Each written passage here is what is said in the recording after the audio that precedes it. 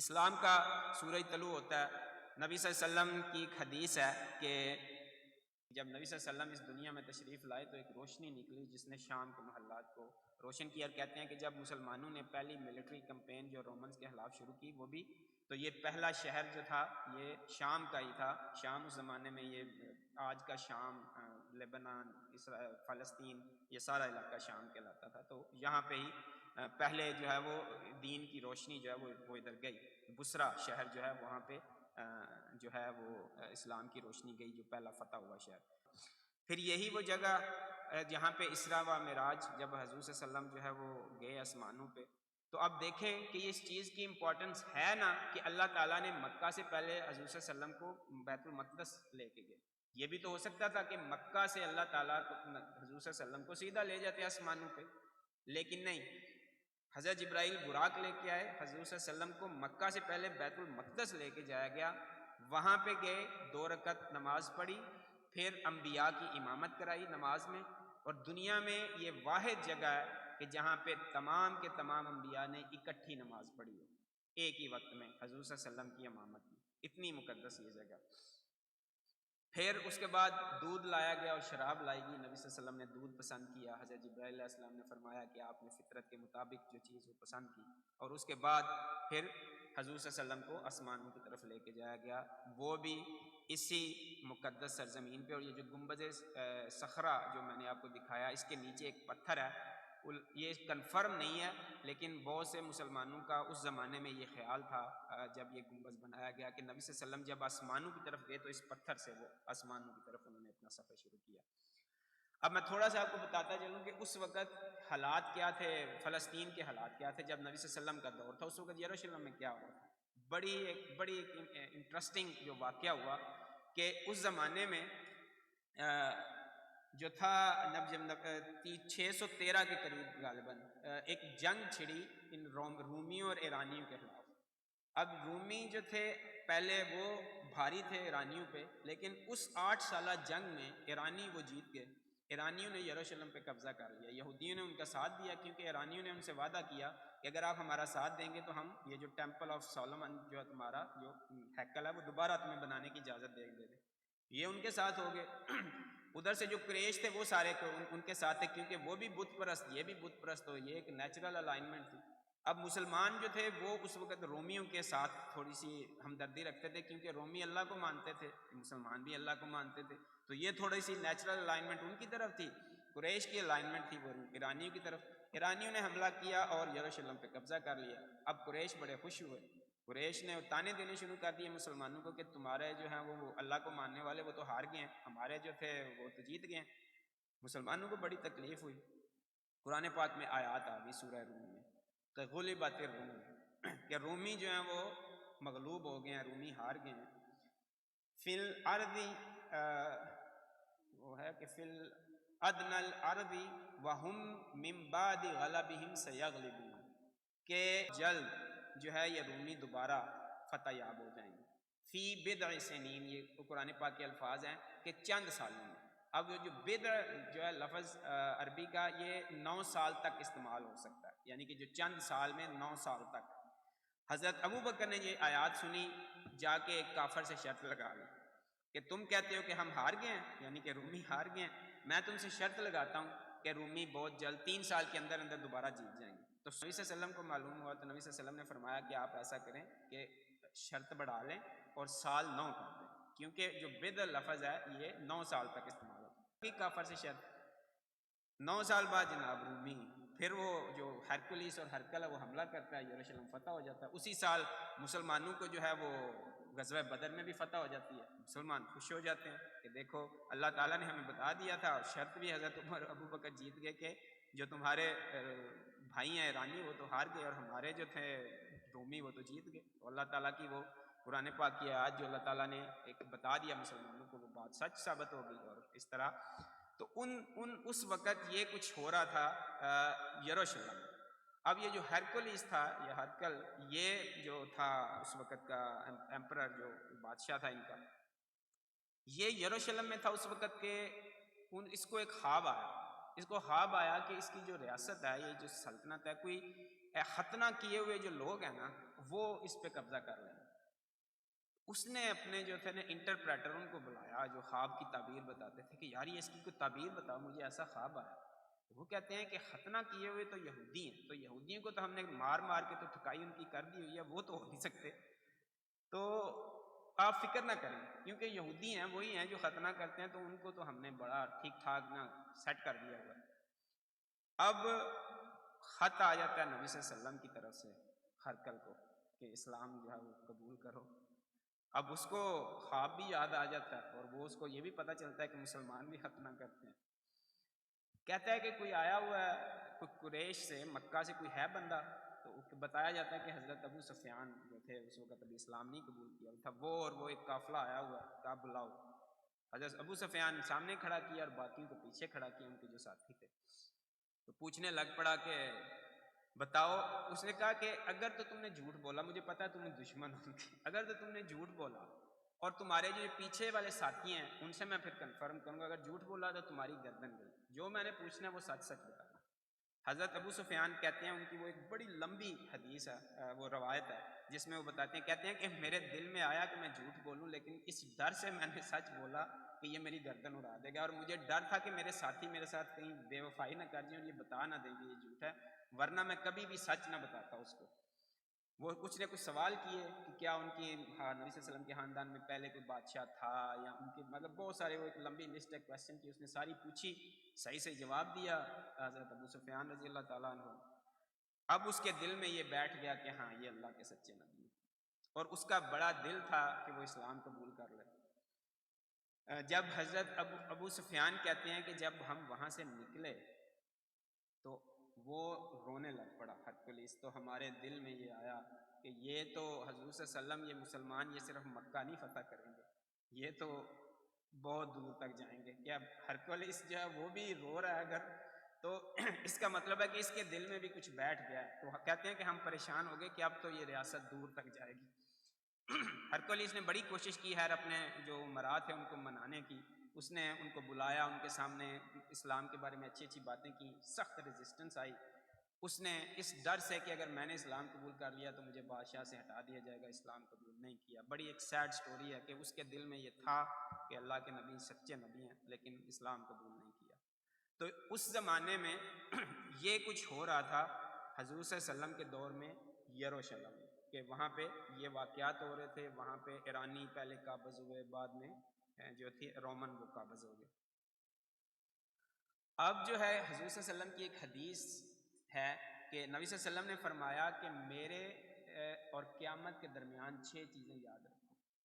پہلی میری موت، اور دوسری یروشلم جو بیت المقدس ہے اس کی فتح، اور اس کے بعد باقی 4 چیزیں گنائی کہ یہ میرے اور قیامت کے درمیان یہ 6 چیزیں ہوں گی، یعنی کہ مسلمانوں کو خوشخبری سنا دی کہ تم بیت المقدس جو ہے وہ فتح کرو گے۔ اب بیت المقدس جو ہے وہ حضور صلی اللہ علیہ وسلم کے بہت کچھ ہی عرصے بعد یہ خوشخبری جو ہے وہ آف کورس یہ پوری ہوگی۔ حضرت عمر رضی اللہ تعالیٰ عنہ کے دور میں یروشلم فتح ہو گیا۔ اب جنگ یرموک جب مسلمانوں نے جیتی، اس کے بعد انہوں نے مارچ کیا اس کی طرف، یروشلم کی طرف، تو یروشلم جو ہے وہ اس کو گھیراؤ کر لیا۔ اب کیونکہ ہرقلیس جو ہے وہ اس کو اندازہ تھا پہلے بھی کہ مسلمان ادھر آئیں گے، اور اس کے یہ رومی جو ہے مسلمانوں کے سامنے جنگ یرموک یہ ہار چکے تھے، تو اب یہ ان کو آفر کی گئی مسلمانوں کو کہ آپ جو ہے یروشلم بغیر جنگ کیے لے لیں، لیکن اپنی عزت رکھنے کے لیے انہوں نے کہا کہ لیکن ہماری شرط یہ ہے کہ جو وقت کا حاکم ہے آپ کا وہ آئے، وہ ہم سے آگے چابیاں لے تو ہم چابیاں دے دیں گے۔ بات حضرت عمر رضی اللہ تعالیٰ عنہ تک پہنچی، انہوں نے مشورہ کیا صحابہ سے، صحابہ نے آگے سے یعنی کہ کچھ صحابہ نے کہا دیکھیں یہ کوئی پلاٹ بھی ہو سکتا ہے، کوئی دھوکہ بھی ہو سکتا ہے، لیکن حضرت علی رضی اللہ تعالیٰ عنہ نے کہا کہ نہیں، بیت المقدس ہمارے پاس آ رہا ہے، آپ کو جانا چاہیے۔ حضرت عمر رضی اللہ تعالیٰ عنہ نے اپنے خادم کو ساتھ لیا، اونٹ پہ بیٹھے اور نکل پڑے، اور وہ سفر آپ سب کو پتہ ہی ہے کہ وہ کیا سفر تھا، کہ خود جو ہے وہ آخری جو تھا لیپ اس میں خود اونٹ پر لے کے جا رہے ہیں، خادم اوپر بیٹھا ہوا ہے، اور ادھر سے ہرقلیس نے جناب بڑی تیاری کی ہوئی ہے کہ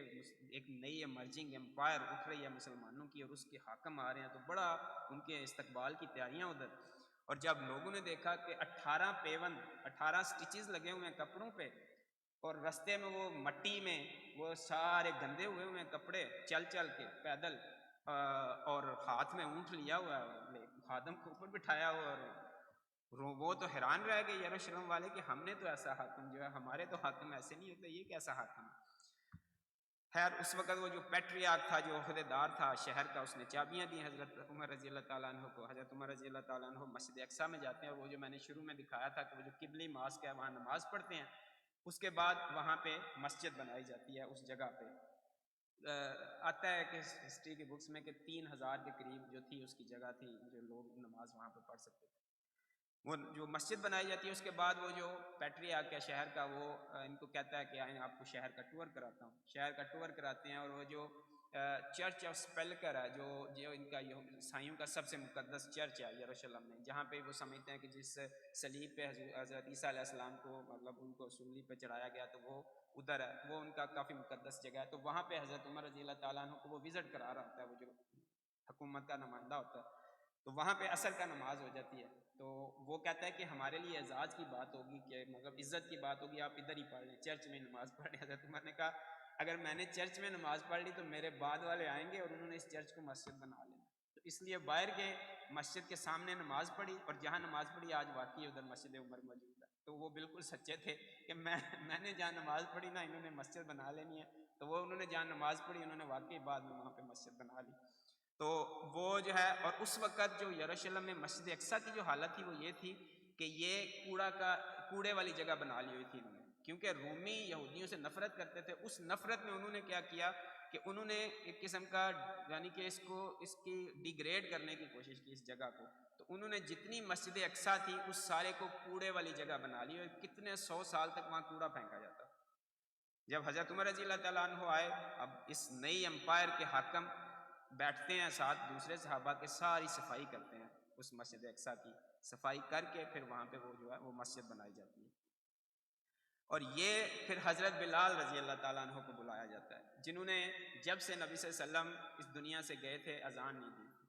بڑی لوگوں نے منتیں کی تھی مدینہ میں، وہ کہتے تھے نہیں، جب میں کہتا ہوں نا اشہد ان محمد رسول اللہ، تو میں اس وقت نبی صلی اللہ علیہ وسلم کے چہرے کی طرف دیکھتا تھا، اب جب وہ چہرہ نہیں مجھے نظر آتا تو میں اذان نہیں دے سکتا۔ اس کے بعد انہوں نے کبھی اذان نہیں دی، کہتے تھے میری ہمت نہیں پڑتی۔ لیکن اس دن اسپیشل بلایا گیا، انہیں کہا گیا کہ دیکھیں یہ نبی صلی اللہ علیہ وسلم کی بشارت تھی کہ مسجد اقصیٰ فتح ہوگی، آج اذان دیں۔ پھر اس دن حضرت بلال رضی اللہ تعالیٰ عنہ اذان دیتے ہیں، سارے صحابہ رونے لگ پڑتے ہیں اور نماز پڑھی جاتی ہے۔ تو وہ پھر وہ وقت آتا ہے نبی صلی اللہ علیہ وسلم کے بعد پہلی دفعہ جب حضرت بلال جو ہے وہ اذان دیتے ہیں اس جگہ۔ پھر 462 سال تک 462 ایئرز تک مسلمان اس علاقے پہ رول کرتے ہیں۔ یہودیوں کو واپس، آپ دیکھیے گا کہ مسلمانوں کا رویہ یہودیوں کے ساتھ کیا ہے۔ پہلی دفعہ مسلمان ان کو اجازت دیتے ہیں کہ آپ واپس آئیں، اور حضرت عمر رضی اللہ تعالیٰ عنہ نے معاہدے کے تحت یہودیوں کو، اور پتہ نہیں کہتے ہیں کوئی 70 کے قریب جو فیملیز تھی ان کو بسایا، ان کو پہلی دفعہ مسلمانوں نے اجازت دی یہودیوں کو کہ دے کین کم بیک، اور وہ آ کے تو یروشلم میں رہ سکتے ہیں۔ 462 سال تک امن کے ساتھ مسلمان یہودیوں کے ساتھ رہے، یعنی کہ یہ ایک گلوری پیریڈ جو ہے یروشلم کے لیے۔ فاسٹ فارورڈ کریں، یہ مسلمانوں کا رویہ ہے یہودیوں کے ساتھ، فاسٹ فارورڈ کریں 1099 میں، 1099 میں کروسیڈرز حملہ کرتے ہیں یروشلم پہ، شہر کو فتح کرتے ہیں،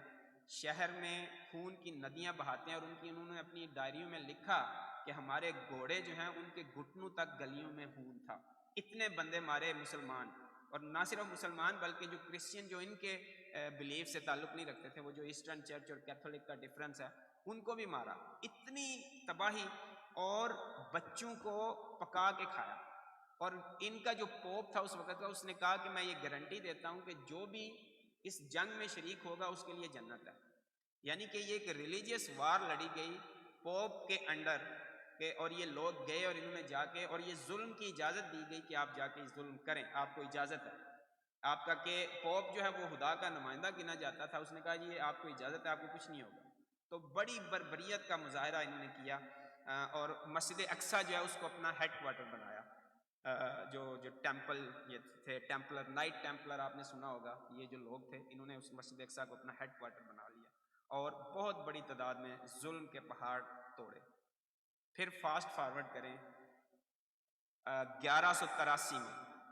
یعنی کہ تقریباً کتنے بنتے ہیں یہ 88 سال، مسلمان پھر آتے ہیں۔ صلاح الدین اللہ کا یہ ولی آتا ہے اور آ کے یروشلم کو فتح کرتا ہے،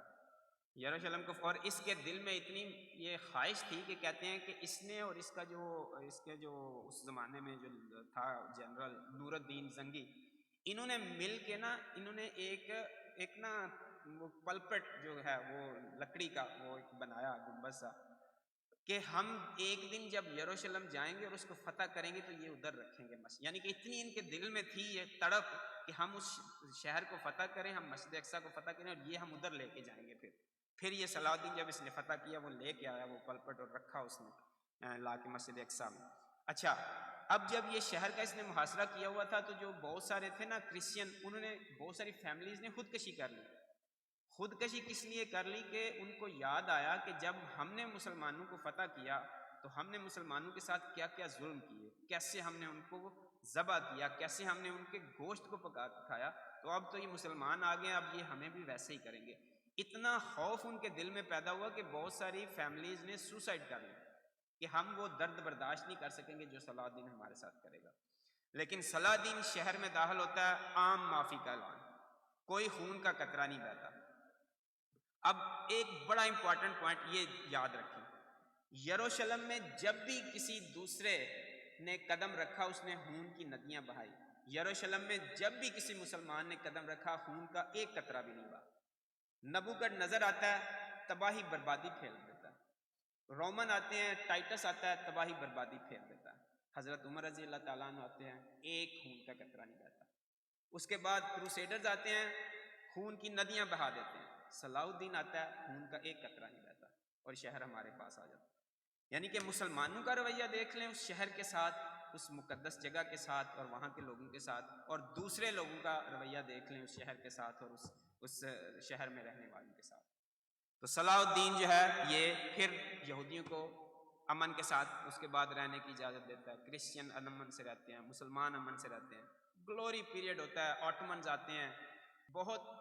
آزادی تھی ان کو، ہر طرح کی وہاں پہ سہولیات میسر تھی۔ اور یہ آٹمن تھے جنہوں نے یہ جو دیواریں گریا زاری ہے، جو ویسٹرن وال ہے جہاں پہ یہ عبادت کرتے ہیں، یہ اس کا کوئی نام و نشان نہیں تھا۔ یہ آٹمن تھے، جب ان کو پتہ چلا اس دور میں کہ یہاں شاید کوئی دیوار ہے تو یہ آٹمن سلطان تھا جس نے اس دیوار کی صفائی کرائی اور اس کو یہودیوں کے لیے کھولا کہ یہودی آ کے اس دیوار کے سامنے اپنی عبادت کریں۔ یہ بھی احسان مسلمانوں کا یہودیوں پہ، یعنی کہ مسلمانوں کے احسان در احسان یہودیوں پہ، اور یہودیوں کا رویہ مسلمانوں کے ساتھ آئے دیکھ لیں۔ عجیب بات ہے کہ ہسٹری میں کبھی بھی مسلمان یہودیوں کے ساتھ برے نہیں رہے، یعنی کہ اگر ان کی اتنی ہزاروں سالہ تاریخ کو اٹھا کے دیکھیں تو جو انہوں نے سکھ کا سانس لیا وہ صرف مسلمانوں کے اندر لیا، ورنہ انہوں نے کسی کے حکومت میں سکھ کا سانس نہیں لیا، لیکن ان کا رویہ پھر بھی ہمارے ساتھ۔ پھر آٹمن دور میں وہی جس طرح میں نے کہا کہ ایک امن کا دور، اور اس کے بعد پھر اس امت پہ وہ تباہی آئی جب 1917 میں یہ جو فال آف آٹمن، جب آخری سلطنت ہماری سلطنت عثمانیہ جو ختم ہوئی، زائنسٹ جو تحریک ہے، یہ جسے زائنزم کہتے ہیں، یہ 1896 کے قریب شروع ہوگی سلطان عبد الحمید کے دور میں۔ بہت طاقتور یہ یہودی تھے، جو گروپ تھا، انہوں نے وہ تحریک شروع کی۔ آہستہ آہستہ آہستہ آہستہ یہ تحریک جو ہے اتنی پاورفل ہوگی کہ جب برٹش نے اس علاقے پہ، پھر جب سلطنت عثمانیہ ٹوٹی، برٹش نے قبضہ کر لیا یروشلم پہ، فلسطین پہ، تو پھر 1917 میں یہ جو ہے یہ ان کے پارلیمنٹ میں یہ ڈیسائیڈ ہو گیا، اپروو ہو گیا کہ جو ہے آدھا حصہ جو ہے وہ یہودیوں کو دیا جائے گا اور آدھا حصہ مسلمانوں کو۔ ظلم دیکھیں اس علاقے پہ کہ کوئی باہر سے آ کے فیصلہ کرتا ہے کہ یہ جو گھر ہے تمہارا، اس سے نکلو، یہ گھر جو ہے یہ ہم یہودیوں کو دے رہے ہیں۔ اور عجیب بات یہ کہ پہلے کچھ یوگینڈا کا علاقہ ڈیسائیڈ ہوا، یہ جو تھیوڈل ہیٹسل تھا جو لیڈ کر رہا تھا زائنزم کو، اس کو یہ آفر کی گئی کہ یوگینڈا کا علاقہ جو ہے وہاں پہ یہودی جا کے آباد ہو جائیں۔ اس نے کہا نہیں، ہم نے آباد ہونا تو اسی شہر میں، اسی زمین پہ، کیونکہ یہ زمین پہ حق صرف ہمارا ہے۔ تو وہ ان کو تقسیم کر دی گئی، یہودیوں کو اور مسلمانوں کو۔ اور اس کے بعد کیا ہوا، اس کے بعد پھر 1948 میں اسٹیٹ آف اسرائیل بنا دی گئی۔ پھر وہ جو جنگ ہوئی ہماری ان کی عربوں کی آخری جنگ 1967 میں، اسرائیل نے سارے علاقے پہ قبضہ کر لیا، اور یوں جو ہے بعض علماء تو کہتے ہیں کہ ہماری سزا کا آغاز ہوا، جس طرح یہودیوں کو سزا ملی اس طرح کہ ہمیں بھی سزا ملی۔ کہ ایک حدیث ہے کہ نبی صلی اللہ علیہ وسلم نے فرمایا کہ میری امت پہ وہ سارے حالات آئیں گے جو بنی اسرائیل پہ آئے۔ تو یہ حالات جو ہیں وہ ایسے ہی ہیں کہ جو بنی اسرائیل پہ جیسے جیسے یعنی کہ جیسے جیسے انہوں نے دین کو چھوڑا، اپنی کتاب کو چھوڑا، اللہ تعالیٰ نے سزائیں دی ان کو۔ تو ہم پہ بھی شاید کچھ ایسی حالات یا ایسی سزائیں، کیونکہ یہ کچھ دنوں کی بات نہیں۔ اگر یہودیوں کی ہسٹری آپ پڑھیں تو آپ کو یہ نظر آتا ہے کہ ایک لمبا 100 200 300 سال کی سزائیں ہیں جو انہوں نے بھگتی ہیں، اور پھر وہ جو ہیں وہ واپس آئے اپنے عروج کی طرف۔ تو اس کو بھی یعنی کہ یہ ایک مختصر تو ہے نہیں، میں نے اپنی طرف سے تو اس کو مختصر ہی سمجھا تھا، لیکن وہ تاریخ 4000 سال کی ہے تو اس لیے گھنٹہ ہمیں لگ گیا اس میں۔ یہ ایک تاریخ تھی کہ مسجد اقصیٰ میں ہوا کیا، کہاں سے کہانی شروع ہوئی، حضرت ابراہیم علیہ السلام سے کہاں پہ یہ کہانی آج پہنچی کہ یہ اتنے 100 سال، اور یہودیوں کے پاس یہ 300 400 سال سے زیادہ نہیں رہا، ہمارے پاس یہ جو ہے وہ 1200 1400 سال رہا ہے، ہمارے پاس اتنا لمبا عرصہ ہے، لیکن حق ابھی بھی وہ جو ہیں وہ یہی گناتے ہیں کہ نہیں جی یہ حق ہمارا ہی ہے، یہ یہودیوں کی سرزمین ہے۔ اب اس کی ہم اہمیت کی طرف جو ہے وہ تھوڑی سی اہمیت کی بات کر لیتے ہیں کہ یہ ہمارے لیے اتنا اہم کیوں ہے۔ قرآن پاک میں بہت ساری آیات ہیں اس کی اہمیت کے حوالے سے، کہ اللہ تعالیٰ فرماتے ہیں کہ سبحان الذی اسری بعبدہ لیلا من المسجد الحرام الی المسجد الاقصی الذی بارکنا حولہ، کہ وہ پاک ہے وہ ذات جو لے گئے نبی صلی اللہ علیہ وسلم کو، جو لے گیا مسجد حرام سے مسجد اقصی کی طرف، کہاں کہ مسجد الاقصی، کون سی مسجد الاقصی کہ بارکنا حولہ، کہ ہم نے برکت دی اس کے ارد گرد کو، اور کہتے ہیں کہ جو مسجد اقصی اور اس کا جو ارد گرد کا سارا علاقہ ہے وہ سارا مقدس ہے، کہ اللہ تعالیٰ کہہ رہے ہیں کہ یہ ہم نے اس کو برکت دی ہے، that is a blessed place, اور اللہ تعالیٰ نے اس کو بلیسڈ پلیس بنایا۔ بہت ساری آیات ہیں وَنَجَّيْنَاهُ وَلُوطًا إِلَى الْأَرْضِ الَّتِي بَارَكْنَا فِيهَا لِلْعَالَمِينَ، کہ ہم نے لوط علیہ السلام اور حضرت ابراہیم علیہ السلام کو جو جس سرزمین کی طرف بھیجا وہ اس کو ہم نے برکت دی ہے، وہ اس کو بارکنا فیہا للعالمین۔ پھر آگے دوسری آیات میں یہ ملتا ہے کہ وَأَوْرَثْنَا الْقَوْمَ الَّذِي كَانُوا يَسْتَضْعَفُونَ مَشَارِقَ الْأَرْضِ وَمَغَارِبَهَا الَّتِي بَارَكْنَا، بار بار یہ قرآن پاک میں ہمیں یہ لفظ ملتے ہیں کہ ہم نے اس زمین کو برکت دی ہے، ہم نے اس زمین کو بلیسڈ بنایا۔ تو وہ کوئی عام جگہ نہیں، وہ کوئی عام زمین نہیں، کہ اللہ تعالیٰ نے، اور اہم ہے یہ کیوں، نبی صلی اللہ علیہ وسلم نے اس کے بارے میں بشارت دی۔ نبی صلی اللہ علیہ وسلم نے، جو ہم نے حدیث پڑھی کہ نبی صلی اللہ علیہ وسلم نے کہا کہ میری اور قیامت کے دن درمیان یہ 6 چیزیں یاد رکھو، مسجد اقصیٰ کی جو فتح ہے وہ نصیب ہو۔ اگلی بات میں نے کی کہ مسجد اقصیٰ کیا ہے، مسلمانوں کا قبلہ اول ہے، یہ ہمارا نبی صلی اللہ علیہ وسلم مدینہ شریف جا کے بھی 17 مہینے تک ادھر اس طرف نماز پڑھتے رہے۔ اس کے بعد میں نے بات کی کہ یہ کیوں اہم ہے، کہ نبی صلی اللہ علیہ وسلم کو مکہ سے پہلے مسجد اقصیٰ لے کے جایا گیا اور پھر آسمانوں کی طرف، اس کا مطلب ہے کہ ہائی لائٹ کیا کہ مسجد اقصیٰ کتنی اہم جگہ ہے۔ اس کے بعد میں نے کہا کہ کائنات میں اس زمین کرۂ ارض پہ وہ واحد جگہ جہاں کے نبی صلی اللہ علیہ وسلم کی امامت میں سارے نبیوں نے ایک جگہ نماز پڑھی، وہ صرف کون سی جگہ ہے، وہ صرف مسجد اقصیٰ، اتنی وہ مقدس جگہ ہے۔ پھر اس کے بارے میں ایک حدیث ملتی ہے کہ حضرت ابو ذر رضی اللہ تعالیٰ عنہ کہتے ہیں کہ ہم نے رسول اکرم صلی اللہ علیہ وسلم کے ساتھ ایک مجلس میں آپس میں گفتگو کی کہ بیت المقدس زیادہ افضل ہے یا رسول صلی اللہ علیہ وسلم کی مسجد، تو حضور صلی اللہ علیہ وسلم نے فرمایا میری مسجد میں ایک نماز کا ثواب بیت المقدس میں 4 نمازوں سے زیادہ افضل ہے، یعنی کہ میری مسجد ہے وہ زیادہ افضل ہے، لیکن کتنا، ایک روایت میں آتا ہے کہ کتنی ہی افضل ہے وہ مسجد اقصیٰ، کہ مسجد اقصیٰ نماز پڑھنے کی بہترین جگہ ہے۔ عنقریب ایسا وقت آنے والا ہے کہ ایک آدمی کے پاس گھوڑے کی رسی کے بقدر زمین کا ایک ٹکڑا ہوگا جہاں سے وہ بیت المقدس کی زیارت کر سکے، اس کے لیے بیت المقدس کو ایک نظر دیکھ لینا پوری دنیا، یا فرمایا کہ دنیا و ما فیہا سے زیادہ افضل ہوگا، کہ ایک عنقریب ایک وقت آئے گا کہ ایک بندہ جو ہے اس کو لگے گا کہ میرے لیے ساری دنیا کی اہمیت نہیں، مجھے صرف ایک نظر مسجد اقصیٰ مل جائے گا۔ اور آج اگر دیکھیں مثلا فلسطین میں یا وہاں پہ جو حالات کر دیے گئے ہیں کہ ایک وقت تھا کہ یہ تھی ہمارے پاس تھی، لیکن اب ایک مسلمان کو مسجد اقصیٰ تک جانے کے لیے بھی ان کی گولیاں کھانی پڑتی ہیں، وہ آنسو گیس کھانی پڑتی ہے، ماریں کھانی پڑتی ہیں صرف ایک 2 رکعت نماز ادھر پڑھنے کے لیے۔ تو نبی صلی اللہ علیہ وسلم نے اس مسجد کی فضیلت جو ہے وہ بتائی۔ نبی صلی اللہ علیہ وسلم نے کہا میری مسجد کی نماز وہاں کی نماز سے افضل ہے، لیکن کتنی ہی پیاری ہے وہ جگہ نماز کی کہ وہ ایک وقت ایسا بھی آئے گا کہ لوگ اس کو صرف دیکھنے کے لیے ترسیں گے۔ پھر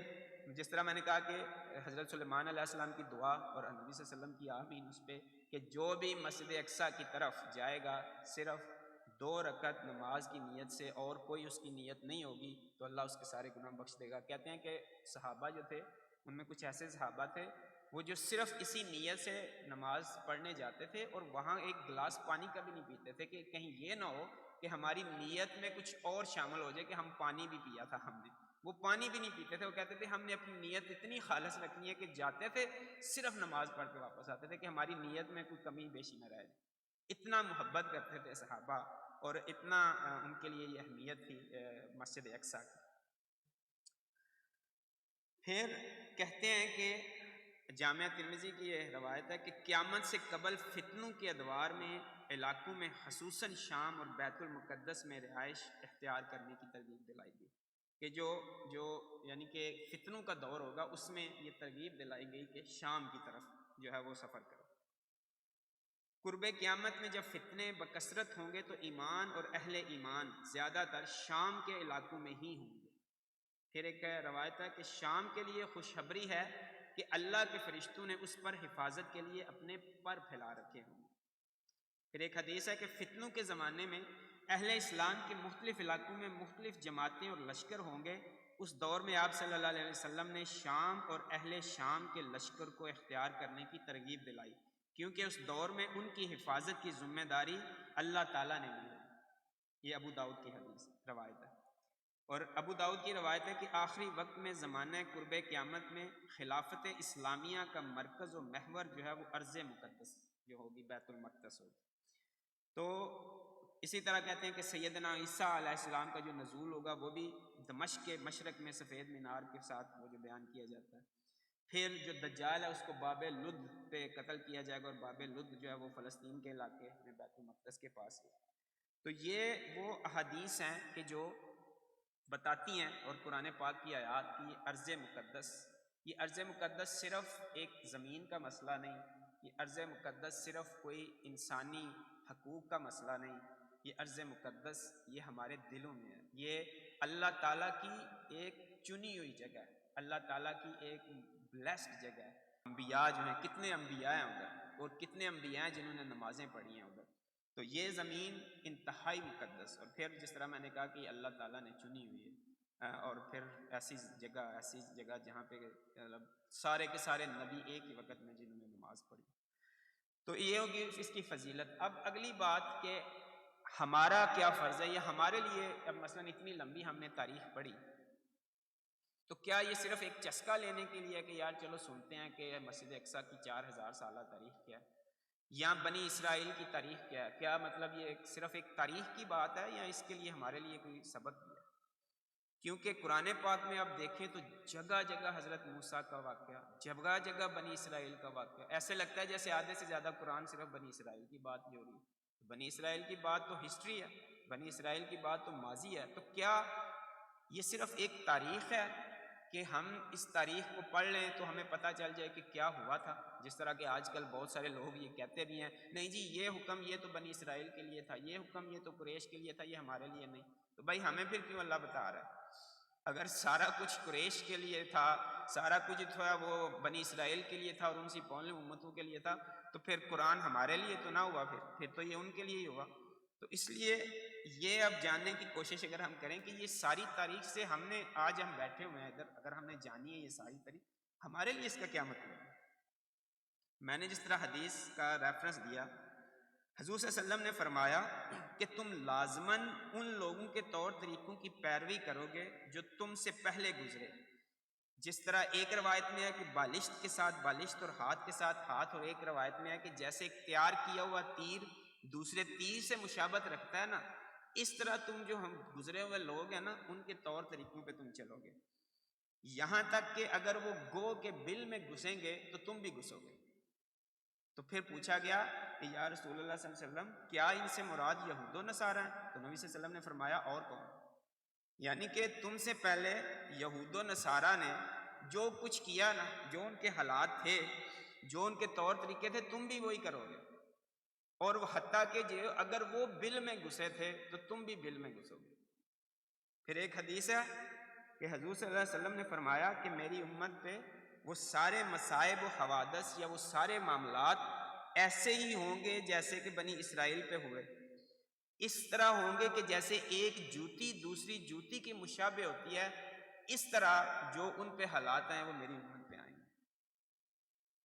یعنی کہ اس امت نے کیا کیا؟ اس امت نے اللہ کا کتاب کے ساتھ مذاق اڑایا، بار بار اڑایا،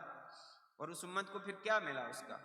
بار بار سزا ملی، بار بار، اور اللہ نے تو بڑا ہی کرم کیا ان پہ کہ اتنا کچھ کیا انہوں نے، اتنا کچھ کیا، اللہ نے ہر دفعہ چانس دیا، اللہ نے ہر دفعہ چانس دیا۔ اب جو ہے حضرت موسیٰ کے ساتھ نکلے تھے، آتے ہی بچھڑے کی پوجا شروع کر دی، پھر معاف کر دی۔ کوہ طور پہ گئے، ادھر جب اللہ تعالیٰ سے حضرت موسیٰ بات کرنے، ساتھ وہ 70 لوگوں کو لے گئے، انہوں نے کہا ہمیں اللہ دکھاؤ تو ہم مانیں گے۔ اس کے بعد وہ واقعہ دیکھنے کے بعد کہ جب حضرت موسیٰ ان کی آنکھوں کے سامنے سمندر کو 2 لخت کر رہے ہیں، پھر بھی کہہ رہے ہیں کہ اے موسیٰ ہمیں اللہ دکھاؤ گے تو ہم مانیں گے، ورنہ نہیں مانیں گے۔ اس کے بعد اللہ کہہ رہے انہیں فلسطین میں داخل ہو جاؤ، یہ کتب اللہ لکم، اللہ نے یہ تمہارے لیے لکھ دی ہے، زمین اندر جاؤ۔ انہوں نے کہا نہیں موسیٰ ہم تو نہیں جائیں۔ پھر اللہ نے، یعنی کہ بار بار اللہ نے معاف کیا، بار بار اللہ نے معاف کیا۔ پھر سزا دی، بڑی سزا دی، جب نبوکدنضر نے تہس نہس کر دیا اور ان کی مسجد یعنی کہ جو ان کا وہ قبلہ تھا، اللہ نے سزا کے طور پہ وہ سارے کا سارا برباد کرا دیا، ان کو غلام بنا دیا۔ پھر اللہ نے معاف کیا، پھر حضرت عزیر آئے، پھر ان کے معاملات کچھ سیدھے ہوئے، پھر سزا دی، پھر نبی صلی اللہ علیہ وسلم آئے، پھر موقع تھا نبی صلی اللہ علیہ وسلم کو مان لیتے، پھر انکار کر دیا۔ بار بار اللہ تعالیٰ کے احکامات سے انکار کیا تو سزا بھی ملی۔ اللہ تعالیٰ جس طرح قرآن پاک میں کہتے ہیں کہ جب تمہیں تو بڑی عظمت دی تھی، یا بنی اسرائیل اذکروا نعمتی التی انعمت وانی فضلتکم علی العالمین، تمہیں تو بڑی جہانوں پہ فضیلت دی تھی، جب تم نے نہیں مانی پھر وضربت علیکم الذلہ والمسکنہ، تم پہ ذلت مسکینی ماری۔ اور اگر ہم اس کو اپنے حوالے سے پڑھیں کہ یہ ہمیں بتا رہا ہے اللہ، ہمیں اگر یہ آیات سنا رہا ہے اللہ،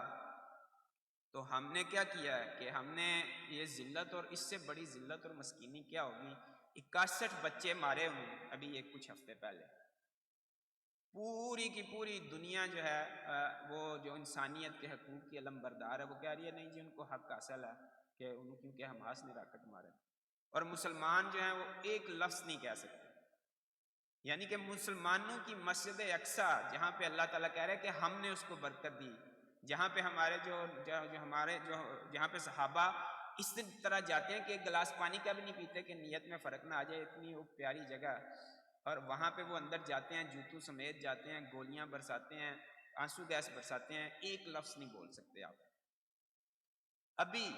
یہ پچھلے ہفتے کی بات ہے، جب یہ نئی حکومت بنتی ہے، ان کے یہودی اس طرف جاتے ہیں، جا کے کہتے ہیں کہ نعوذ باللہ اللہ معاف کرے، کہتے ہیں کہ محمد صلی اللہ علیہ وسلم فوت ہو گئے ہیں،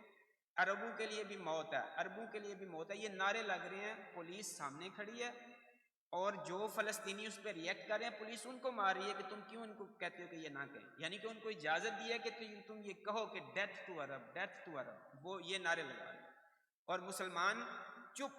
یعنی کہ کوئی ایک لفظ نہیں کوئی بول سکتا، اور ایک کچھ نہیں کوئی کر سکتا۔ اس سے بڑی ذلت اور مسکینی اور کیسے ہو؟ اور اگر ہم اس کو پڑھنا چاہیں قرآن میں آج کی حالت کو، تو اللہ تعالیٰ کیا فرماتے ہیں؟ اللہ تعالیٰ فرماتے ہیں کہ افتؤمنون ببعض الکتاب وتکفرون ببعض، میری کتاب کا آدھا حصہ لے لیتے ہو، آدھا چھوڑ دیتے ہو۔ فما جزاء من یفعل ذلک منکم الا خزی فی الحیاۃ الدنیا ویوم القیامۃ یردون الی اشد العذاب۔ کہ جو یہ کرے گا میری کتاب کا آدھا حصہ لے لے اور میری شریعت کا آدھا حصہ لے اور آدھا چھوڑ دے، آدھا نہ مانے، اس کے لیے میں سزا کیا رکھوں گا؟ اس کے لیے 2 سزائیں رکھوں گا۔ پہلے تو اس دنیا میں رکھوں گا کہ ذلیل و رسوا کر دوں گا، اور دوسری پھر سزا یہ ہے کہ ایپیسوڈ نمبر 2 یہ ہوگی کہ جب میرے پاس آؤ گے قیامت والے دن، پھر اس دن میں شدید عذاب دوں گا۔ اگر اس چیز کو ہم دیکھیں کہ اچھا اس دنیا میں ذلیل و خوار اور کیسے ہوتا ہے، ہم بحثیت جب ہم اگر امت میں کو اپنے آپ میں شمار نہیں کرتے، وہ تو ہم ویسے ہی انسانیت کے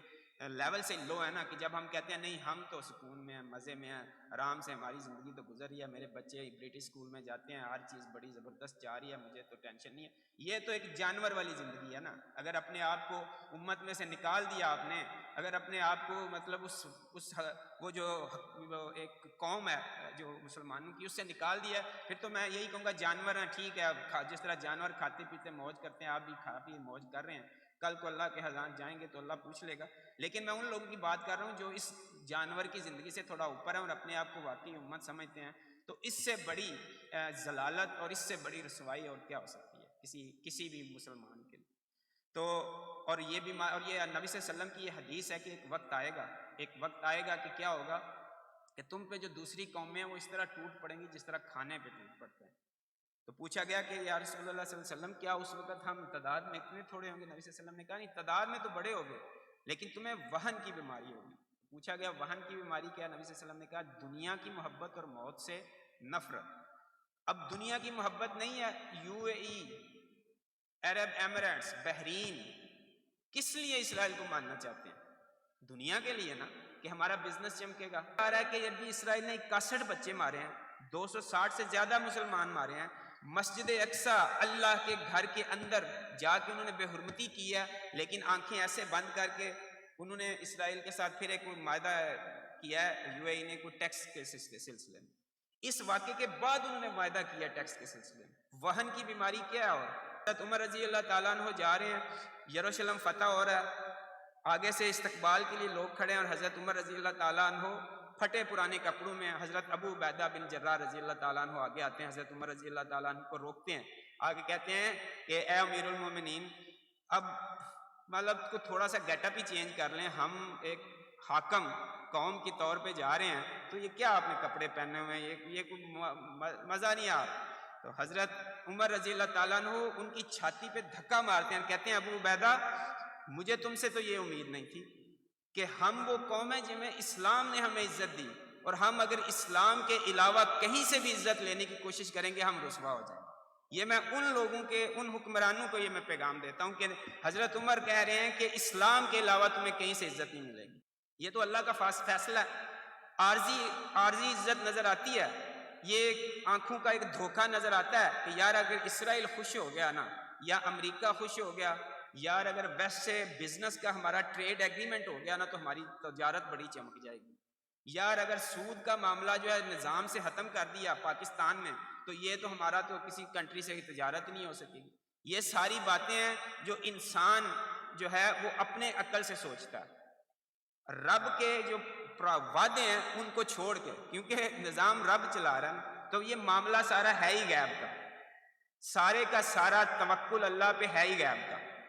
ہم نے ماننا ہے اس کی بات کو، چاہے ہمیں آنکھوں کے سامنے کچھ بھی نظر آ رہا۔ دجال کیا ہوگا نا، سامنے آگ نظر آ رہی ہوگی، جو اس میں چھلانگ لگائے گا وہ ٹھنڈک میں ہوگا، حالانکہ آنکھوں سے اس کو آگ نظر آ رہی ہے لیکن وہ اصل میں آگ نہیں ہوگی۔ دجل میں ہر چیز ہمیں یہ نظر آ رہی ہے، ہمارا بزنس تباہ ہو جائے گا، آئل ختم ہو جائے گا، ہم کہیں کے نہیں رہیں گے، ہمارے اگر تعلقات ویسے اچھے نہ ہوئے ہم کہیں کے نہیں رہیں گے۔ یہ ہے تمہاری آنکھوں کا دجل۔ اور اللہ تعالیٰ کا فیصلہ کیا ہے؟ اللہ کہتا ہے کہ وَأَنْتُمْ أَعْلَوْنَ إِن كُنْتُمْ مُؤْمِنِينَ، تم ہی عزت والے ہو اگر تم مومن ہو۔ یہ میرے رب کا فیصلہ ہے کہ اگر تم مومن ہو تو پھر تم عزت والے ہو، تمہیں عزت ملے گی۔ اور یہ ہمارا فیصلہ ہے کہ ہاں یار اگر میرے ویسٹ سے تعلقات اچھے ہوئے، اگر میرے امریکہ سے تعلقات اچھے ہوئے تو پھر ہم عزت والے۔ تو یہ بالکل اپوزٹ چیزیں ہیں۔ اور اللہ تعالیٰ کے فتوے بھی موجود ہیں۔ اللہ تعالیٰ کہتے ہیں وَمَن لَا يَحْكَمْ بِمَا أَنزَلَ اللَّهُ، جو میرے اس اتارے ہوئے کو اپنا حاکم نہیں بنائے گا، اولئک هم الفاسقون اولئک هم الظالمون اولئک هم الکافرون، وہی کافر ہے، وہی فاسق ہے، اور وہی جو ہے وہ ظالم ہے۔ یہ اللہ کے فتوے ہیں۔ اور اگر ہم اس کو حاکم نہیں بناتے اور ہم جو ہے لوگوں کو خوش کرنے کے لیے، تو خدا کی قسم کسی کے انسان میں کسی کے لیے کوئی فائدہ موجود نہیں۔ یہ ہمارے عام حالات میں بھی ہمیں یہی جاننا چاہیے کہ ہم عام طور پہ یہ خیال کرتے ہیں یار میری اس بندے سے تعلق بہتر ہو جائے نا تو میرا بس نا کسی طرح قمر زمان کہرا میرا یار بن جائے نا، یا کسی طرح اگر کوئی سینیٹر کا میرا کوئی لنک مل جائے نا تو بس پھر کام ہو گیا۔ اس لیے ہمارے لیے کیا سبق ہے؟ ہمارے لیے یہ سبق ہے کہ اللہ تعالیٰ کہہ رہے ہیں کہ دیکھو میری مانو گے تو میں نے تو پھر بنی اسرائیل کے لیے سمندر کو 2 لخت کر دیا۔ تاریخ نے سائنسدان ساری زندگی سر پکڑ کے بیٹھے رہے جاننے کی کوشش کریں کہ یار سمندر کیسے 2 ٹکڑے ہو سکتا ہے، میں نے کر دیا۔ جب میرے ماننے والے ان کے لیے میں جب کرنا چاہوں تو میں کر دیتا ہوں۔ میرے ماننے والے جو ہوتے ہیں میں ان کو 300 سال سلا کے بھی زندہ کر دیتا ہوں، کچھ بھی نہیں ہوتا۔ میرے ماننے والے انہیں 100 سال سلا کے بھی زندہ کر دیتا ہوں۔ میرے ماننے والے آگ میں پھینکتا ہوں اور آگ کی ہمت نہیں ہوتی وہ انہیں جلائے۔ میرے ماننے والے ہیں چند ہزار ہوتے ہیں، جب صحابہ اور سامنے رومن ایمپائر، آپ ابھی بھی دیکھیں اگر جا کے یہ ویڈیو موویز رومنز کی کہ کتنے سوفسٹیکیٹڈ ویپنز اور کتنی ان کی ٹرینڈ آرمی تھی نہیں، وہ چند ہزار لاکھوں رومنز کے سامنے کھڑے ہوتے ہیں اور رومنز ہار جاتے ہیں۔ تو اللہ تعالیٰ کہتے ہیں جب میں تو پھر یعنی کہ میرے جو ماننے والے ہیں اگر ٹرسٹ کرو مجھ پہ تو پھر یہ اس امت کے ساتھ وہ معاملہ ہو رہا ہے۔ تو ہمیں یہ چاہیے کہ اللہ کی کتاب کو تھامے رکھیں۔ ایز اے انڈیویژول ہم یہاں پہ لوگوں کو جتنی رائٹ انفارمیشن دے سکتے ہیں وہ دیں۔ ہم یہ نہ ڈریں کہ یار اس کو میں نے کہا تو یہ کہے گا کہ یہ تو مسلمان ہے تو اس لیے تو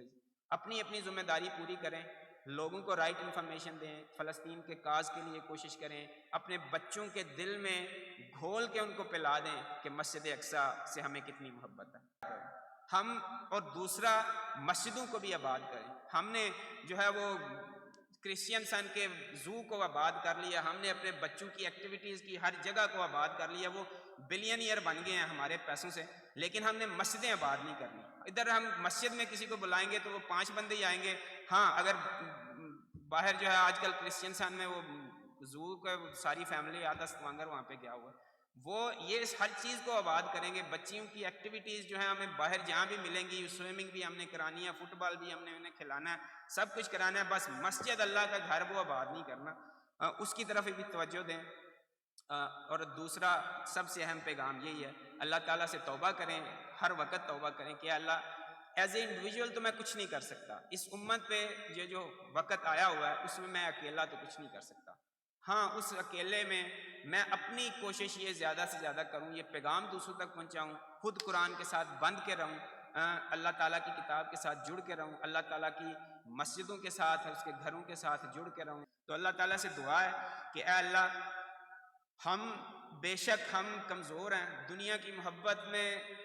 گھل گئے ہیں، اے اللہ ہمیں توفیق دے کہ ہم سچائی کو پہچان سکیں، اے اللہ ہمیں توفیق دے تیری کتاب سے جڑ سکیں، اے اللہ ہمیں وہ جو تو نے قرآن میں فتویٰ جاری کیا ہے کہ جو بھی میری کتاب کا آدھا حصہ لے گا اس کو دنیا کی ضلالت دوں گا، اے اللہ ہمیں توفیق دے کہ ہم تیری پوری کی پوری کتاب کو پورے کا پورا تھام لیں، ہمیں اس دنیا کی ذلت سے بھی بچا لے، اللہ ہمیں آخرت میں وہ جو تو نے کہا ہے کہ شدید عذاب دوں گا اللہ ہمیں اس سے بھی بچا لے، اللہ مسلمانوں کی نصرت فرما، اللہ اس مسجد اقصیٰ میں مسلمانوں کی مدد فرما، اس مقدس زمین پہ اللہ جانا نصیب فرما، بے شک تو بڑا رحیم کریم ہے، یا اللہ ہم اس قابل نہیں لیکن تیری مدد ہو، تیری مدد شامل حال ہو تو یا اللہ سب کچھ ہو سکتا ہے، یا اللہ ہمارے دلوں میں